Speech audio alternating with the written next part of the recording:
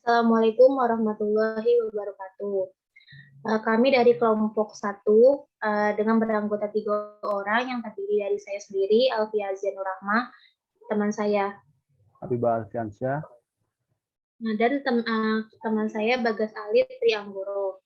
Di sini kami akan membahas tentang studi kasus dengan metode klasifikasi decision tree. Kita harus mengetahui apa itu klasifikasi. Klasifikasi adalah teknik dalam data mining untuk mengumpulkan data berdasarkan terikatan data terhadap sampel. Kemudian, decision tree adalah suatu struktur yang digunakan untuk membantu proses pengambilan keputusan. Decision tree memiliki 3 elemen, diantaranya yang pertama ada root node atau akar, yaitu tujuan akhir atau keputusan besar yang ingin diambil. Yang kedua ada branch atau ranting, yaitu berbagai pilihan atau tindakan. Yang ketiga ada leaf node atau daun, yaitu kemungkinan hasil atas setiap tindakannya. Pada studi kasus klasifikasi ini, kita mengambil data keputusan tentang data penerima bantuan yang terdiri dari 50 data. Pada item data terdiri dari nama, gender kepala keluarga, kondisi rumah, jumlah penghasilan, status pemilikan rumah, dan status.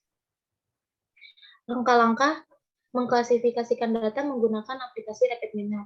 Yang pertama, kita membuka aplikasi RapidMiner. Kemudian kita klik blank proses. Selanjutnya, setelah kita klik blank proses, masuk ke dalam lampiran lampiran aplikasi RapidMiner. Lalu kita klik import data. Selanjutnya, setelah kita klik import data, kita mengklik my computer. Lalu kita cari data yang ingin kita pakai. Nah, setelah kita menemukan data yang kita ingin pakai, kemudian klik next. Lalu pada halaman format your column, klik centang pada replace error with missing values. Kemudian kita klik next. Kemudian tunggu data selesai diimport. Lalu klik finish dan data masuk ke dalam repository. Selanjutnya, ketika data sudah masuk ke dalam repository, kita melihat dan mengoreksi data tersebut. Apakah terdapat missing value atau tidak dengan cara kita mengklik statistik. Nah, untuk pengecekan ini bertujuan untuk jika terjadi kesalahan dan ingin melakukan perubahan pada data. Selanjutnya, kita akan membuat alur kerja proses klasifikasi. Pertama, kita klik data pada repository, lalu kita drag and drop ke area proses. Setelah itu, kita klik operator, lalu cari set role. Kemudian kita drag and drop ke area proses. Lalu pada klik set role, kita klik parameter yang memiliki 3 item, ada attribute name, target role, dan set additional role. Kemudian pada attribute name kita pilih atribut yang disesuaikan. Nah, pada target role kita ubah menjadi label. Selanjutnya klik operator, lalu pilih cari split validation dan drag and drop ke area proses, lalu hubungkan ke proses result.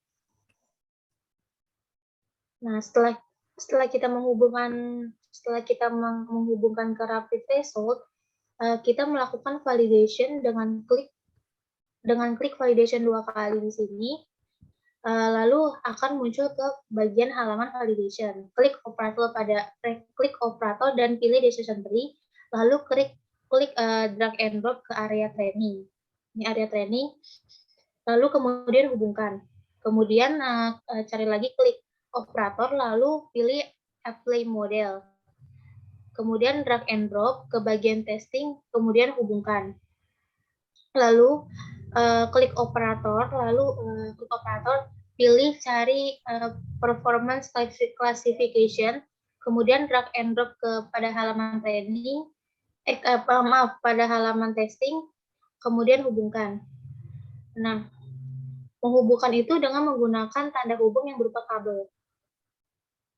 Kemudian lalu jalankan dengan klik start.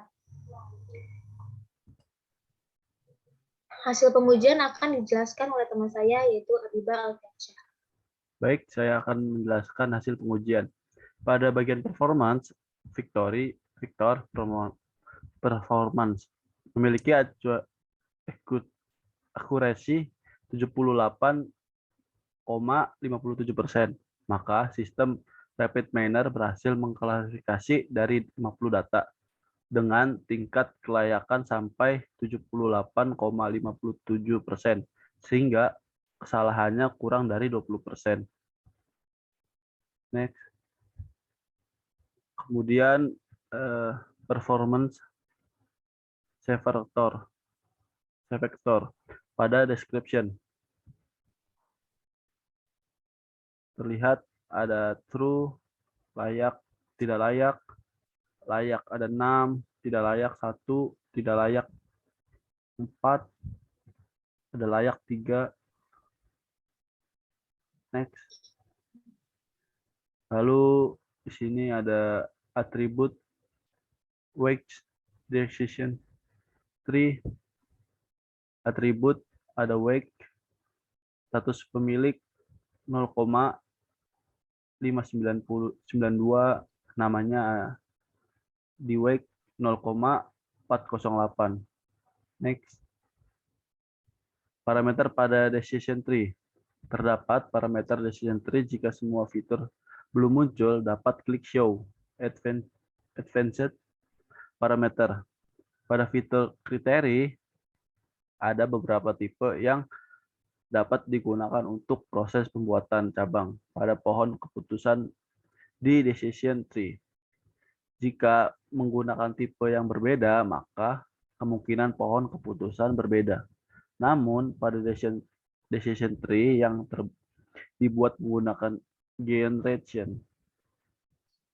Next. Pada fitur pruning dan prep pruning atau penghapusan atau pemangkasan node yang tidak perlu untuk mendapatkan pohon keputusan yang optimal. Pohon keputusan yang dihasilkan sudah mengalami proses pruning. Pruning adalah penghapusan atau pemangkasan yang dilakukan setelah pohon keputusan dihasilkan.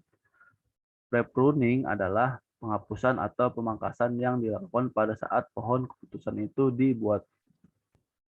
Next. Jika kita kehilangan centang pada pruning dan prep pruning, maka pohon keputusan terlihat lebih panjang. Next. Decision tree. Bagian atas atau status pemilikan rumah adalah root akar. Untuk menentukan apakah seseorang tersebut layak untuk mendapatkan bantuan atau tidak, maka dilihat pertama adalah status pemilikan rumah. Jika status pemilik rumah milik sendiri, lalu lihat jumlah penghasilan. Jika rendah, maka ia layak mendapatkan bantuan, dan jika tinggi, maka ia tidak layak untuk mendapatkan bantuan. Kemudian, jika status pemilik rumah sewa, maka ia layak mendapatkan bantuan. Terlihat di gambar sebelah kanan. Terima kasih. Sekian dari presentasi kelompok kami. Jika ada salah kata, mohon maaf. Assalamualaikum warahmatullahi wabarakatuh. Assalamualaikum warahmatullahi wabarakatuh.